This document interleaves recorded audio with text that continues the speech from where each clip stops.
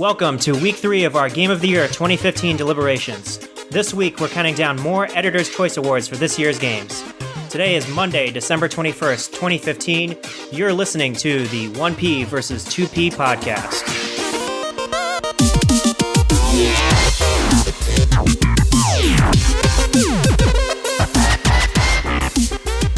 I'm Ryan Ray, and with me as always is my brother Taylor Reeh. Taylor, let's get started with your top 10 list at number 10, Star Wars Battlefront. Yeah, I played Star Wars Battlefront on PS4 this year, and I was very excited to check it out, but also a little bit skeptical because the past Battlefront games were very, very good, very deep. Loved playing them back in the past. But this time around, it was a bit of a shallow experience, which is why it's number 10 on my list this year. It's an absolutely gorgeous and beautiful game, and arguably one of the best Star Wars games to ever come out. I would say it rivals, let's say, Star Wars Knights of the Old Republic, albeit it's a very, very different game from that. But it's absolutely stunning from the first couple minutes that I started just playing the tutorial as Darth Vader, like in a Hoth base level, and just kind of messing around with his powers, and it just felt so smooth and looked absolutely stunning. I just can't say enough of the game's visuals. It lacks a single-player campaign, and I think that's what's holding it back for the most part. But with so many different multiplayer modes, 9 different ones, and a lot of amazing, amazing maps, and weapon customizations and unlocks, I just love the multiplayer experience. I really hope this is a game where you can continue to matchmake and find games pretty quickly going forward. I hope it doesn't become one of those multiplayer games with short shelf life. So we'll see how that goes, but for now, definitely one of the best games to play this year. Not to mention one of the more compelling multiplayer games this year. I would say also that Star Wars Battlefront is probably the least buggy Battlefield game that DICE has ever released. The multiplayer has been, for the most part, pretty lag-free and pretty bug-free. The feeling of shooting down AT-ATs or flying X-Wings, playing as Han Solo, all that stuff feels really, really good and feels like the most Star Wars a game has been in a while. And for that, it definitely deserves a place on your top 10 list. Yeah, I love playing this one particular game type, Walker Assault, which is very interesting.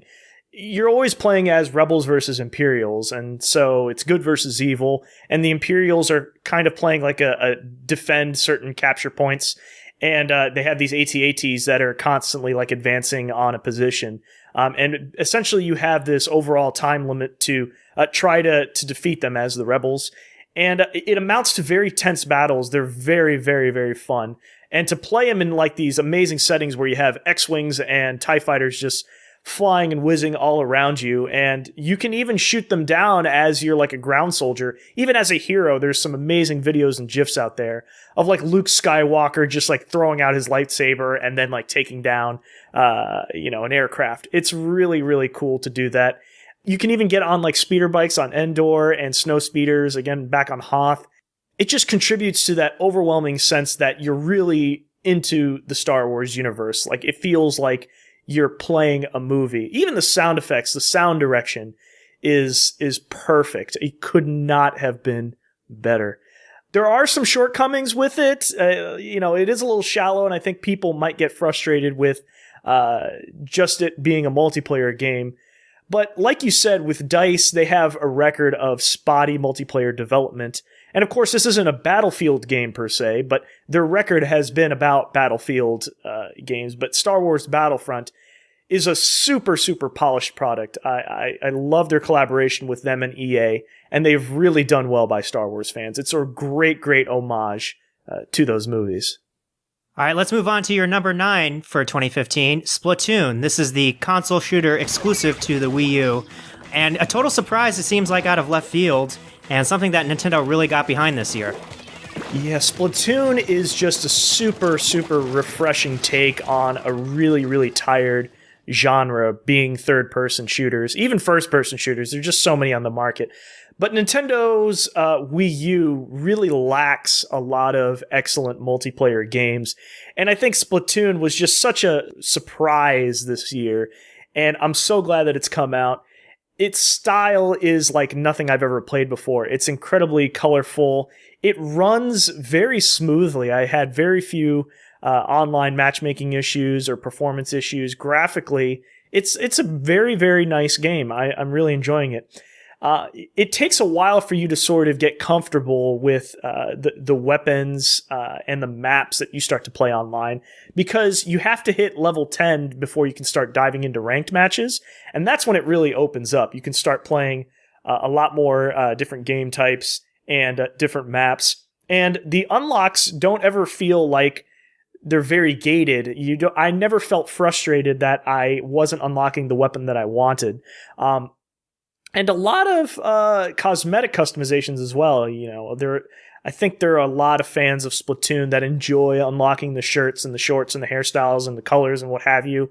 It's really not for me, but I appreciate that it's there and that it's easily accessible. It doesn't have any of those gross free-to-play elements like, unfortunately, a lot of full retail multiplayer games do. It's a simple shooter, and it's one of those things where it's very easy to pick up and play, very difficult for you to become successful and climb the ranked ladder matches. It really requires a lot of coordination between you and your team, battling around these very short, very small maps, because Turf War is a very unique game type to this very unique game, where you're using your paint from your weapons to cover parts of the map. In order to win the match, you need to cover as much of the map as possible over your enemy team.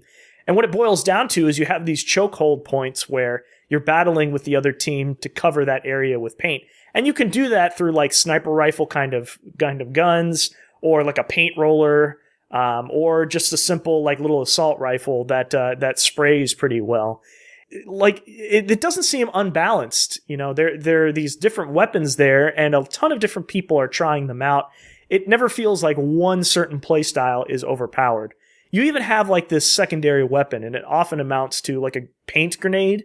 It's pretty useful for that specific game type, because it covers a lot. There is a cooldown to it. I just absolutely love what Nintendo has done with this visual style. They've sort of taken a big risk in order to come up with a brand new IP, not use any of their existing characters and put out a shooter. I think at one point there were rumors going around that this was going to be sort of a spiritual successor to Super Mario Sunshine. They were going to bake the story and tie it in somehow. And I'm glad that they didn't do that. They've introduced great new characters. I just love what they've done with Splatoon this year. So that's why I've got to give it a nod on my list this year. Let me just ask you a quick question before we move on. Would you like to see Nintendo do more with a Splatoon 2? I would. There's definitely a bunch of opportunities where they can improve upon the formula. I think now that people are comfortable using the game to start to get into ranked competitive play, I'd like them to really embrace like the esports model, and perhaps introduce different characters. Definitely, they need more maps in that game, unfortunately. And I think the fact that you have to get to level 10, which can take a little bit to before you can start entering ranked play, is a little bit frustrating. But overall, there's definitely ways in which they can improve the game. I think their single-player offering is kind of a little shallow. It amounts to just these challenge levels where you're just running through and fighting these AI enemies. And they're very easy, and they're not very fun to get through. It just feels very tacked on. If they could come up with like a co-op campaign, even up to 4 players would be an excellent addition to Splatoon. Wish they had that there. And I will say they should automatically and encourage people to use anything but the gamepad. The gamepad is, I think, fine if you are not using the motion controls. The motion controls just feel very jittery, very difficult for you to get used to and be precise with your shooting. And that's why I immediately switched. I'm really tired of the sort of Wii and Wii U tradition of trying to force these motion controls where they're really unnecessary. And so I wish Nintendo would just kind of lay off of that and just encourage people to either use just a straight up Wiimote or the gamepad even without the motion controls, definitely. Well, maybe we'll see more of Splatoon on the NX. Number 8 on your list is Undertale. Taylor, tell me specifically about why you enjoyed Undertale. Undertale is just incredibly unique and an impressive thing to come out from one person. I know we've talked about this before, but Toby Fox, this came out of absolutely nowhere. One day I was on Twitter and just saw all the buzz from everyone tweeting about Undertale, and I was like, I have never even heard of this game. And for it to come out and have this like great Earthbound-like JRPG style adventure game, and it's very dark. The writing is just absolutely perfect. I love the tone. It's very dark. It blends like this. It's sort of like you're doing monster genocide, basically, but it's kind of gift wrapping it in this cutesy package. And it's kind of jarring, but it works. It definitely works. The humor and the comedy and the wit is what makes this game incredibly memorable for me. The gameplay itself is kind of, it's new. It's nothing you've ever seen before. This sort of mix between a shmup and turn-based classic JRPG. But if you kind of look past that, if you look at the overall picture, everything between the graphics, the music, if you take a step back and look at everything all at once, Undertale is really, really incredible. A game that came from one person. I just was totally blown away. I didn't have any expectations for this game. I loved every moment I played of it. All right, let's move on to number 7, Just Cause 3. I have a hard time believing that Just Cause 3 isn't more of Just Cause 2, but Taylor, sell me on why this game is number 7 on your list. Well, you wouldn't be wrong. Just Cause 3 is a lot more of Just Cause 2, which is why it isn't higher on my list. It's a bit of a disappointment. I wish they had built or introduced new gameplay elements that really separated it from the last one, but Just Cause 3, like Medici, is this beautiful, really varied environment. There's so much to do and so much to see. This sort of like seaside, like almost Italian-like coastline, and it's really gorgeous to look at. And there's a lot of great tools for destruction to destroy these buildings and these vehicles and just blow up everything. The explosions are the best I've ever seen in any video game ever. And to traverse that same environment, it feels very fluid. It's even better than Just Cause 2. Between stunts you can do in helicopters where you're hanging off the bottom of a helicopter and then you can grapple on to anything that you see. You can parachute and, again, tether yourself. You can tether two objects together so that you can sort of slingshot items from one to another, which is a nice new feature. But at the same point, there's a little too much repetition in the destruction. Like, you're always blowing up some sort of objective. You start to take over parts of the map. Part of the story involves you trying to liberate Medici from this like dictator, and you're always doing the same things at every single stronghold. You know, you're always blowing up some sort of, gas containers. You're always destroying some propaganda billboards and speakers, and it's too repetitive, and then it starts to feel not fun, and at points too easy. And there's too much of an over-reliance on gunplay, in my opinion. You have these enemies that are often not clumped up together, so as you're destroying the environment and creating these massive, massive explosions, then you're starting to run around and play cleanup. Then these enemies start trying to pick you off, and it feels kind of cheap in the way that they're just always surrounding you, and they're just shooting one at a time, but somehow you're constantly losing health as you're trying to run around the map. And that's really frustrating. And so they're kind of, it's not something you saw in Just Cause 2. There wasn't as much emphasis on the gunplay. And then some of the basic features are really kind of hidden behind this shallow unlock system. Like, you don't get a lot of great guns to start, or vehicles, I would say. And, I think Grand Theft Auto, games like those do this really well, where if you see a vehicle or an enemy has piloted something, you can take it over. And it's not as easy to do that in Just Cause 3, to hijack certain things. And to gate some of the best items, the best weapons, to call in some of these like airdrops to get some valuable stuff. It's frustrating that you can't access that stuff right away in a game that's supposed to be this playground sandbox style of a game. So those are my knocks against it. But overall, it's just fun to play if you can look past some of those limitations.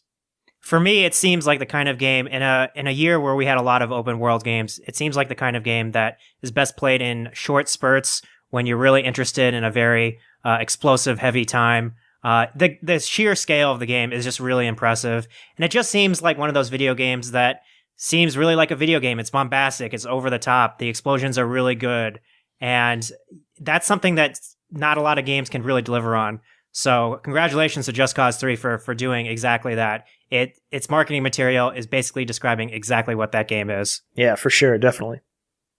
All right, let's move on to number 6, Heroes of the Storm. This is a MOBA from Blizzard that is kind of trying to occupy a space that other MOBAs like Dota 2 and League of Legends haven't really been in before, which is to be really friendly to newcomers. Right, it's a crowded market, it's stiff competition. I was very nervous about this game because I love Warcraft and StarCraft and the Diablo universes, that I wanted it to succeed, and I was afraid that League of Legends and Dota 2 players were just going to scoff at this thing. But Heroes of the Storm has really come into its own, and I was very surprised at it. I tried this because I had never tried a MOBA, and I had heard before that it was the most accessible, and it was the most, definitely the most beginner-friendly of all those MOBAs that are out there. So that really appealed to me. In addition to having a lot of those Blizzard characters in there, I was very excited to check it out. And it really has a lot of depth for being a MOBA, a free-to-play MOBA for that matter. And one of my favorite things about free-to-play games that I enjoy is the fact that I don't feel pressured to buy anything. I think Hearthstone does this really well, and Heroes of the Storm builds upon that tradition. Most of the stuff that you can pay for, it really just amounts to cosmetic unlocks. You're paying for really cool skins, really cool mounts, and that's pretty much it. You can buy XP boosters, but they're really not necessary. And I always felt like I was playing towards something.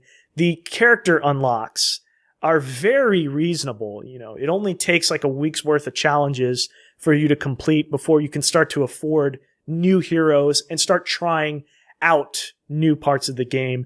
And the way the free hero rotation works, they do a very good job of balancing their offerings between different play styles. There are 4 main play styles, right? Isn't that right? There's like assassin, there's like a tank warrior, there's a support, and then there's like a specialist position, which is kind of nebulous gray area. But I absolutely love how every hero feels. I always want to be trying out new ones, and it just feels balanced. I've never been in a game and I looked at a hero and I thought, oh, game over, we're never going to win this. And also, on that same note, I will say that you can definitely go through huge swings in matches. You can come up with big comebacks and that's very unique for the MOBA genre, where that's not always the case. Sometimes you may get out early, you may level up, and it's just incredibly difficult for another team to come back. And Heroes of the Storm does such a great job of, if you are working with your team in an effective, efficient manner, you can definitely come back, and it's not discouraging or disheartening to do it, for sure. Yeah, one of the really encouraging things about Heroes of the Storm in particular, like a lot of the other good MOBAs, they do a rotation of free characters that you can try out. And if you like them, you can buy them with real money or in-game gold. And I think the real mark of a quality free-to-play game is whether or not it got you to spend money. Taylor, have you spent any money on Heroes of the Storm? I did. I felt like instead of paying for a product, I was rewarding Blizzard for making something so incredible. They had a great Black Friday sale. And a hero that I play very often, which is Tassadar, he's this StarCraft Protoss and a support sort of heal, shield character. And I felt compelled to buy a skin for him because I play him so often. But it's incredible. It's just not necessary for you to pump any money into it. And that's what I love about it. There's no pressure for you to feel like you're not going to be able to compete with others unless you've somehow spent any amount of money in that game, which is a great way to build a game around, for sure. It keeps people engaged, and it keeps the player base there for the long run. Yeah, if it seems like any company is going to experiment with MOBAs, you definitely want it to be Blizzard, because they've been in the online PC game race for a long time with World of Warcraft, and it seems like Heroes of the Storm is picking up where World of Warcraft left off. Yeah, it's entertaining and it's really deceptively deep. You can't just go into the game, start wailing on your buttons and expect to succeed. You really need to start to take teamwork into effect. Like, there are abilities and heroes that complement each other and counter each other, and that's the part that you really need to pay attention to. It's the meta part about the game that's so important. Of course, if you don't want to get involved with any of the online or ranked play matches, you can get into AI matches, which is a great way to practice. And you can even play AI with teammates that are computer controlled, or you can play with other real players against other AI members. And it's a great way for you to practice before you can start playing in player matches, of course. But the caveat to that is that you don't earn as much gold and experience in the AI matches than you do versus strictly online. So, but it's still like some people get very nervous about playing with random people online. And it's a great workaround for people who are nervous about that experience. Excellent. Glad it has a place on your list. All right, let's move on to number 5 for you, Super Mario Maker. This is another Wii U exclusive, and I also had Super Mario Maker on my list, but tell me why you thought Mario Maker was super interesting to you. Super Mario Maker is a game that we're going to remember for the rest of our lives. It's very, very important, I think, for Nintendo to catalog its history, and they had done an excellent, excellent job doing so. It empowers creative people to create whatever monster of a level they want in the style that they want. If you like the Super Mario Brothers skin, or the Super Mario Brothers 3, or World, or new Super Mario Brothers skins, you can create your levels in those styles. And I just love that kind of thing. Mario is this very touchy subject because everyone has their favorite mechanics or their favorite look and feel to those games. Super Mario Maker really lumps that all into one. However, I will say personally, I wish Super Mario Brothers 2 was represented because I think it's this weird cult thing, and I love the style, and I wish the physics in the gameplay was introduced into this one, which is probably why I don't have it higher up on my list this year. No, I'm just kidding. It's a great game. But as a glorified level editor, they've introduced so many more features that Nintendo could not have done better, really, in my opinion. The way they curate levels, they have game designers come in, even whole companies create a series of levels for you to play through. The way you can share different levels, and you don't need to be friends with them. Like, I love that kind of stuff. And I think what's really interesting is that Nintendo has gone as far as to let you modify all its great gameplay mechanics from the past. Like, if you want like a Mega Bowser, which wasn't in any of those games, you can just add a mushroom to a Bowser. If you want him to fly, you can give him wings. It's so interesting for you to play around with those different mechanics. And the way in which people have discovered ways in which they can implement these new items, these new obstacles in these games has been absolutely incredible. You can have a whole level where there's like basically no floor, and you're constantly like jumping from bullet bill to bullet bill or from Koopa to Koopa or whatever. And for people to discover these things and make very fun and compelling Mario levels that are challenging yet accessible is fascinating to me. And that's why it's a very important game that everyone should play.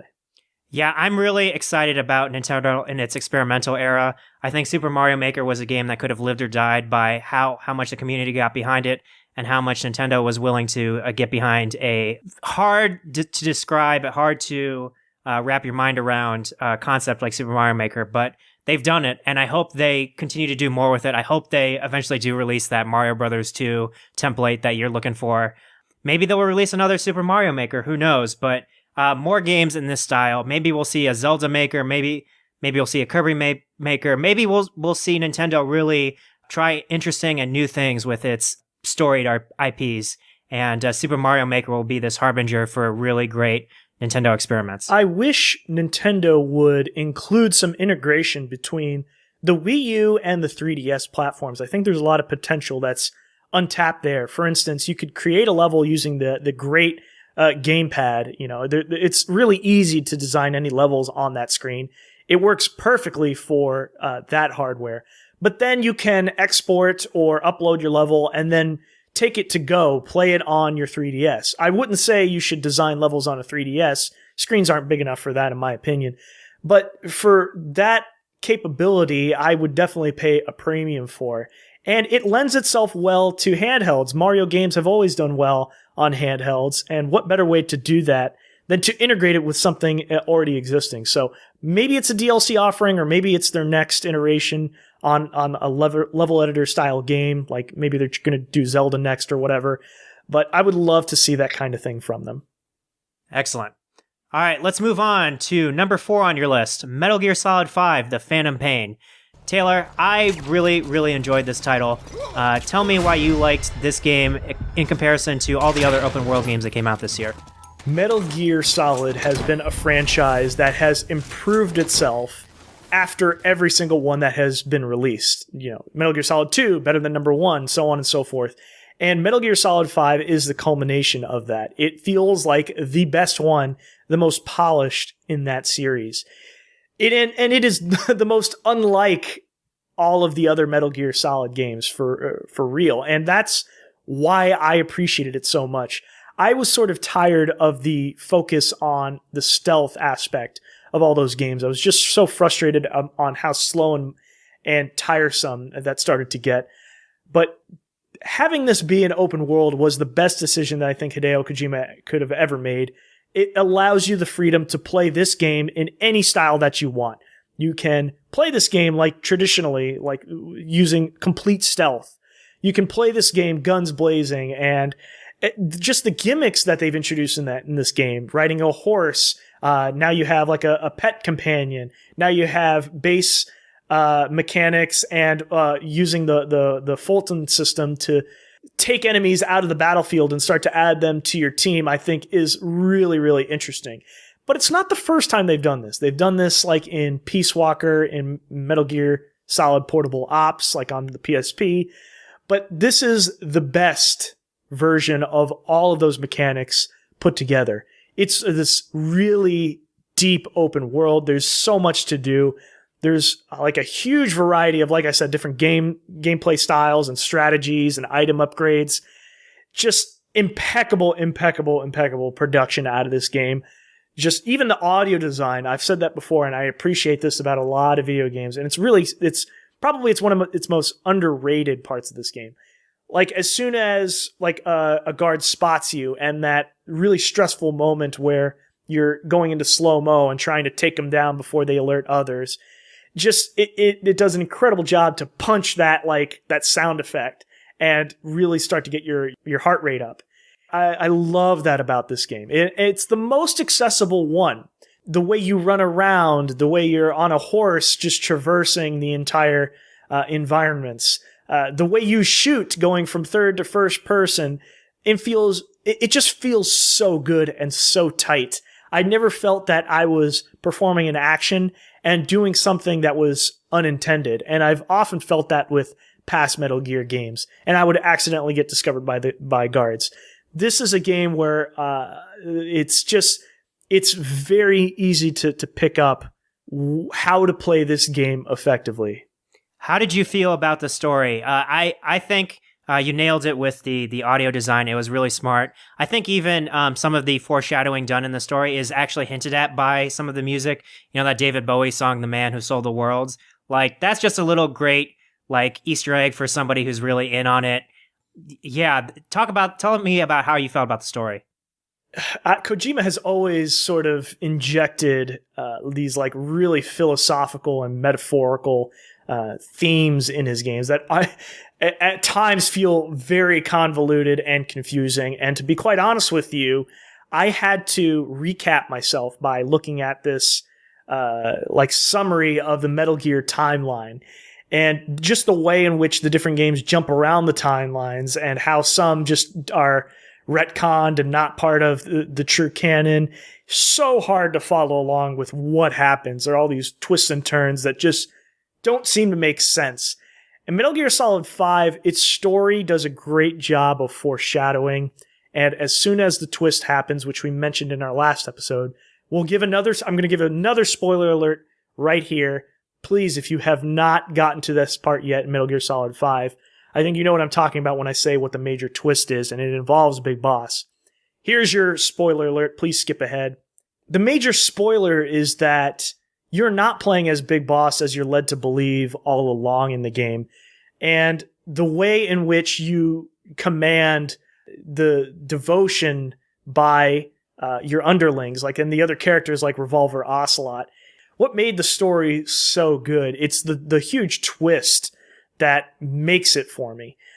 Yeah, for it being an open world game, it's not as, like, it doesn't lean on its story as heavily as the past Metal Gear games. The other ones felt almost like movies at times. Like you're sitting through like 15 to 20 minutes worth of a cutscene. This one, not so much. It puts you back into the action. And sometimes it feels like that sort of pacing is too intense. So, like, at points you want to take a break. Like, it's just so viscerally very powerful, and the story is just so dark and deep that you almost want to put the controller down and go to something else and come back to it later to appreciate it. But yeah, I love what they did with Metal Gear Solid 5. All right, number 3 on your list is Fallout 4. Now, you enjoyed Fallout 4 a lot more than I did. Please tell me why. I enjoyed it more than you did, but it didn't impact me and hit me in the same way that Fallout 3 did when it came out. It is the same huge and totally open world. Its gameplay and designs are just so polished. I love the changes that they've done to the Fallout series, making it more colorful and its characters more meaningful and the decisions you make more impactful. I loved all of that about Fallout 4. Its combat is vastly improved. Like, the VAT system doesn't feel so overpowered in this game. Instead of freezing time, it's just slowing down time. It's more challenging, and my God, it's huge. It's just this amazing, amazing wasteland for you to explore in the city of Boston. And all of that amounts to an incredible package that keeps me hooked for hours on end. It just keeps me engrossed in that universe. But some of the technical issues are really hard to overcome, like the frame rates on console. My goodness, they could get really bad at times. And it takes you out of it, really. That's frustrating. The glitches. And again, these are things that have been in Bethesda Game Studios games in the past. Like if you look at Skyrim, Fallout New Vegas was perhaps the worst of it all. But this time around, they're doing a good job of patching it up a lot faster. Some of the new mechanics that they've inserted into it, like the settlement building, it doesn't fit there. And it never feels like you ever need to engage with that stuff. And the game does a horrible job of explaining not only how to do it, but why it matters at all. So those are knocks as to why it's not my number one for my game of the year. But Fallout 4 is still so much fun to play through. Let's talk about quickly what kind of character you built. I find myself in Fallout 4 role-playing a little bit more than I normally do in Bethesda games. So I built kind of a charismatic, like sharpshooter kind of character, only dealt with like non-automatic pistols. And I found that really, really interesting. What kind of character did you build? I built more of a tank character. I'm always in power armor. I'm constantly repairing and upgrading that stuff. I built a character that always uses like either miniguns or automatic weapons. And it's just so much fun to just get into any dungeon, start to explore, and just take out everything very quickly. And rush to the story, because the story is really good in this game. And the companions are very engaging. No matter who you take with you, they either fight very well for you or keep the conversation very light and fun. The quips and the wit in the writing is what does it for me. And the dialogue choices, the way in which you can respond to others, which has been in past Fallout games. But your companions react to the decisions that you make and will either gate or unlock new quests for you, which I really appreciated. And the companions feel like they are invested, and they don't just feel like these tacked on, throwaway companions that are just like pack mules for your equipment. You feel like you want to try the different characters because you want to find out more about their backstory, which is a big improvement in Fallout for enhancing the overall storyline for sure. Well, we're definitely going to be seeing more of this game. They've already built out a season pass for this game. There's going to be more DLC, which for Bethesda games tends to be an up and down situation. But yeah, definitely interested to see more Fallout 4 and more exploration of Boston, the Commonwealth. All right, Taylor, let's move on to your number 2 for 2015, Rocket League. This is probably the multiplayer game of the year. Yes. Wow, this game was an incredible surprise. For it to be released on PlayStation Plus was the best decision that Psyonix could have made to have that agreement with Sony and introduce a brand new audience that never would have checked out this game. And that's the moment when this game just blew up everywhere. Immediately, there was an esports scene that started revolving around this. You saw all these videos and GIFs being circulated of incredible plays, people like rocketing in air and angling a ball that seemed like an impossible shot into this goal. It's so fun and so addicting.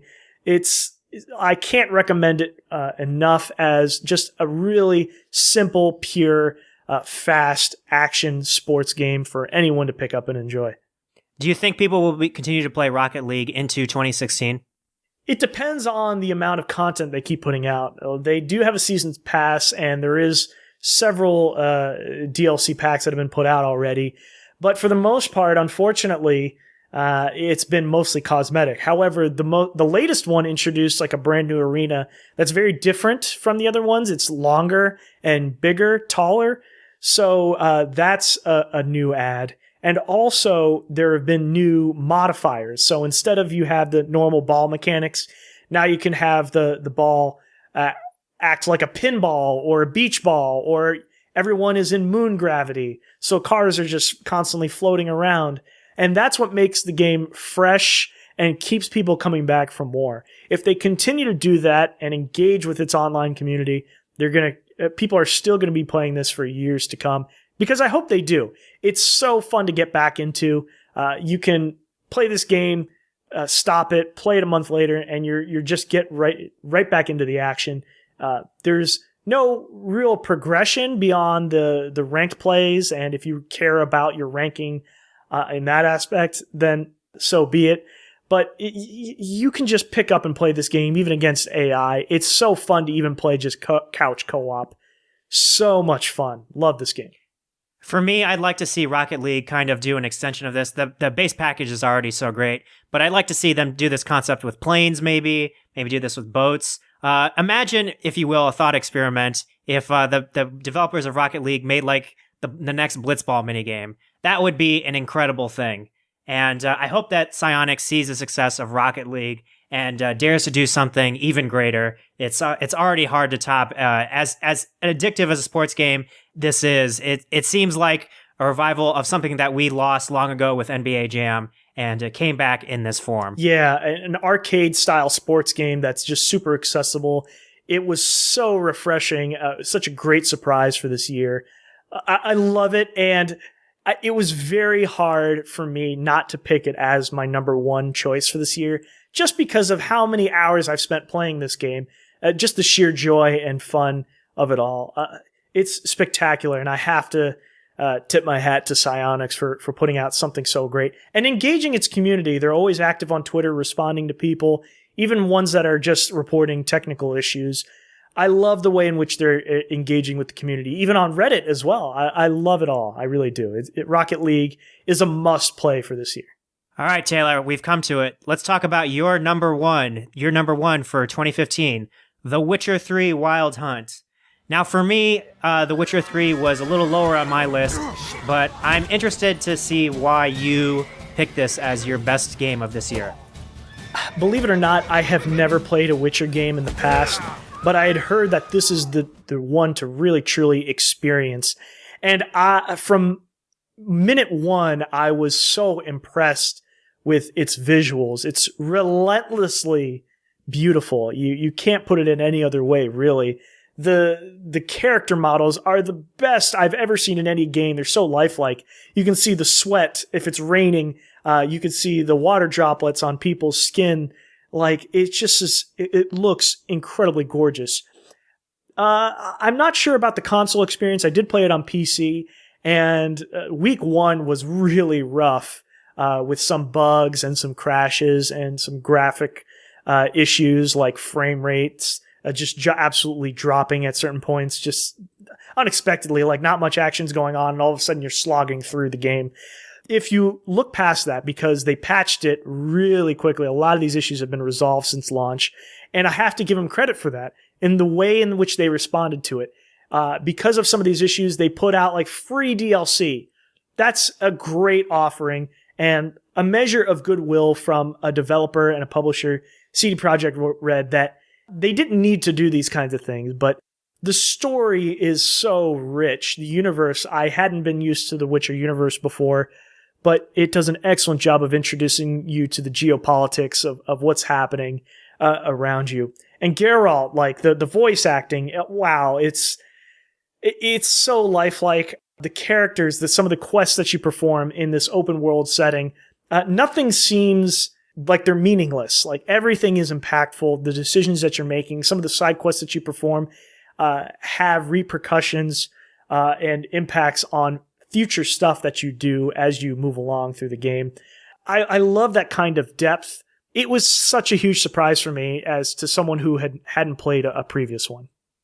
For me, I thought some of the more compelling characters were definitely some of the women that Geralt interacts with. You're going after Ciri, of course, and there are some gameplay moments where you flash back to get to play as her. Yennefer, Triss. I would actually play another Witcher-style game with those three in like a Final Fantasy X-2 situation where the three of them team up.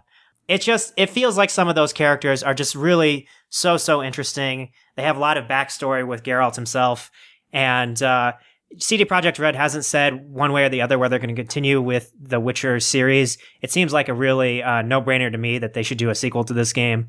But yeah, I would be so interested in more aspects of that universe for sure. And it's not just about the story or the way in which it looks, because I've talked a lot about that, but the gameplay is very solid.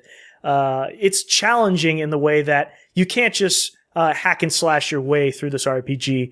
You have to take your time and use your spells and use your sword and dodge in a very precise way. And that's what's very rewarding to me. And it's not so hard as to be on the same level as like a Demon's Souls or like a Bloodborne style game. And the equipment, like there's a lot of depth into the crafting and the blueprints and like and finding great stuff to equip Geralt with that changes your appearance quite drastically a lot of the times. And that's what's so cool. The design aspects of this game are absolutely impeccable. I really do love it. The open world, I can't say enough about it, really. Like, sometimes you'll be going from one quest point to another, and then all of a sudden you stumble upon something else, like a character in distress, and you help them out. And then it becomes this entirely new branching storyline that sometimes takes hours to complete. And what's incredible is that there's stuff in this game that you never engage with, or it's so easy to overlook. And it seems almost like a travesty if you do miss out on that stuff. Like if you were to play this game from start to finish and just mainline through the story, which would take you less than 20 hours, you're missing a huge part about what makes this game a masterpiece, in my opinion. Let's talk quickly about the minigame in The Witcher 3, Gwent. This is probably the most compelling card game inside a video game since Pazaak in Knights of the Old Republic, since Triple Triad of Final Fantasy VIII. I mean, this is a minigame that people are so interested in that on the PC they made a mod where they replace all the combat with Gwent matches. I mean, it's just really incredible stuff. I think if you are interested in this game at all, I definitely encourage you to pick it up on the PC. Just what an incredible thing, man. It really is. And if you're tired of games like this, for example, like Oblivion or Skyrim, in this fantasy environment, still, you have to experience this for yourself, because even the sailing is really interesting, like really cool, visually stunning. It never feels like a slog. It doesn't feel like frustrating. I love the way in which you can just get on a little sailboat and just go around the different islands of Skellige. It's just so neat to see, and that's why Witcher 3 Wild Hunt, for all these reasons, it's just an incredible game that I didn't have high expectations for, but left feeling like, wow, I was just absolutely impressed by this game for this year. Excellent. Well, that wraps up our 2015 Editor's Choice Awards. If you liked our show, please subscribe and review us on iTunes and Stitcher. It really helps us out, and we really want to know what you think. Yeah, it only takes a couple minutes, and it helps us expand our audience, so please take the time and leave us a review if you haven't already. All of our episodes can be heard practically everywhere. You can subscribe through RSS on our site, which is 1pvs2p.com, or you can listen on Player FM, TuneIn, SoundCloud, wherever you listen to podcasts. Yeah, and also check out our other Game of the Year coverage. You can check out my top 10 list. You can also check out our categories for this year. And next week, we're going to have a consensus Game of the Year. Like us on Facebook, facebook.com/1pvs2p. Or you can follow us on Twitter, where we're very active, at 1pvs2p_podcast. We'd also like to thank Phonetic Hero for the use of his song for our show, as part of the compilation project Chiptunes Equals Win. Stay tuned to the 1P vs. 2P podcast for continued coverage of 2015 Game of the Year.